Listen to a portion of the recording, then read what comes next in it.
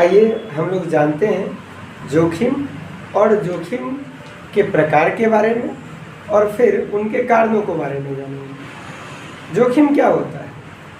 तो जोखिम भविष्य में जो लाभ की अनिश्चितता है, उस अनिश्चितता को ही हम लोग जोखिम कहते हैं।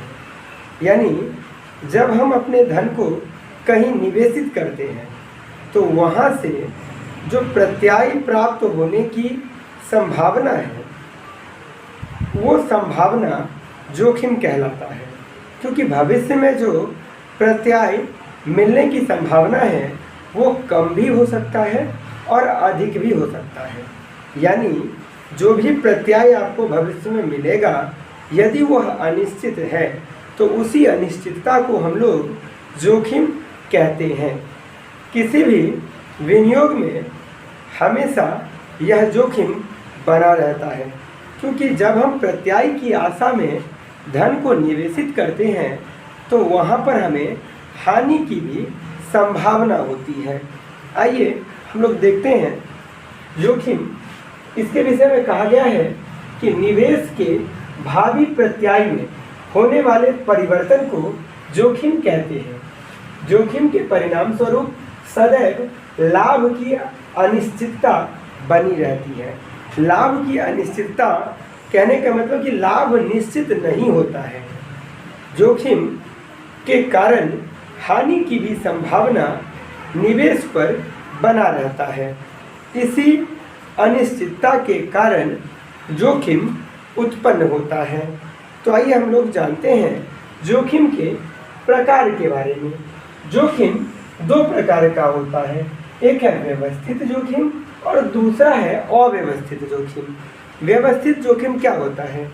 तो व्यवस्थित जोखिम किसी व्यवसाय में उस परिस्थिति में उत्पन्न होता है जब वह व्यवसाय स्वयं तो व्यवस्थित होता है, किसी बाह्य कारक के कारण उसे यह जोखिम उत्पन्न हो जाता है। उदाहरण के लिए हम सड़क पर सही से अपने गाड़ी को चला रहे होते हैं, किंतु किसी दूसरे की गलती के कारण जो हमें नुकसान उठाना पड़ता है, उसी प्रकार का जोखिम जो है व्यवस्थित जोखिम होता है। एक व्यवसाय स्वयं तो व्यवस्थित रहता है, स्वयं नियमानुकूल व्यवसाय करता है, किंतु किसी दूसरे कारक के कारण उन्हें हानि उठाना पड़ जाता है।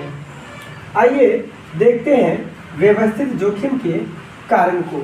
तो व्यवस्थित जोखिम पहला है बाजार जोखिम। बाजार जोखिम यानी मांग और पूर्ति के कारण जो जोखिम उत्पन्न होता है, इस जोखिम को हम लोग बाजार जोखिम कहते हैं। यह व्यवस्थित जोखिम होता है, क्योंकि इस जोखिम पर नियंत्रण नहीं किया जा सकता है। यह ग्राहक की इच्छा पर निर्भर करता है कि वो किसी वस्तु का कितना मांग करेंगे। इसलिए बाजार जोखिम को हम व्यवस्थित जोखिम की श्रेणी में रखते हैं। दूसरा है क्रय शक्ति जोखिम। क्रय शक्ति जोखिम मुद्रा के क्रय शक्ति में परिवर्तन के कारण जो जोखिम उत्पन्न होता है, उसे हम क्रय शक्ति जोखिम कहते हैं। और एक व्यवसायी के हाथ में मुद्रा के क्रय शक्ति का निर्धारण तो नहीं होता है, इसलिए इसे भी हम लोग व्यवस्थित जोखिम के श्रेणी में रखते हैं। तीसरा है बाजार दर जोखिम। तो आरबीआई के द्वारा नियमित बाजार दरों में परिवर्तन किया जाता है और इसके परिणाम स्वरूप जो जोखिम उत्पन्न होता है, उसे हम बाजार दर जोखिम कहते हैं। यानी ये जो तीनों है व्यवस्थित जोखिम के प्रमुख कारण माने जाते हैं। पहला बाजार जोखिम, दूसरा क्रय शक्ति जोखिम और तीसरा ब्याज दर जोखिम। अब हम लोग जानते हैं अव्यवस्थित जोखिम को। अव्यवस्थित जोखिम क्या होता है? तो जब कोई व्यवसाय स्वयं अव्यवस्थित होने के कारण जोखिम उत्पन्न कर लेता है, या फिर व्यवसाय के स्वयं के गलती के कारण जब जोखिम उत्पन्न होता है, जैसे आप स्वयं गलत तरीके से सड़क पर गाड़ी चला रहे होते हैं, उसके कारण से जो आपको नुकसान होता है, वैसे नुकसान को हम लोग अव्यवस्थित जोखिम के श्रेणी में लाते हैं। मतलब स्वयं आप अव्यवस्थित है, इसके कारण जो जोखिम उत्पन्न होता है उसे हम अव्यवस्थित जोखिम कहते हैं। इस जोखिम को नियंत्रण किया जा सकता है क्योंकि ये आपकी गलती के कारण हुआ है। यदि आप सड़क पर गलत तरीके से गाड़ी चला रहे होते हैं तो उस समय जो जोखिम उत्पन्न होता है उसे आप नियंत्रित कर सकते हैं। अगर आप सही से गाड़ी चलाएंगे तो इस प्रकार की जोखिम नहीं उत्पन्न होगा। आइए जानते हैं अव्यवस्थित जोखिम के कारण को। तो पहला है व्यावसायिक जोखिम। व्यवसाय में यदि अव्यवस्था उत्पन्न हो जाए और उसके परिणाम स्वरूप जोखिम उत्पन्न हो तो उसे व्यावसायिक जोखिम कहते हैं। दूसरा है वित्तीय जोखिम।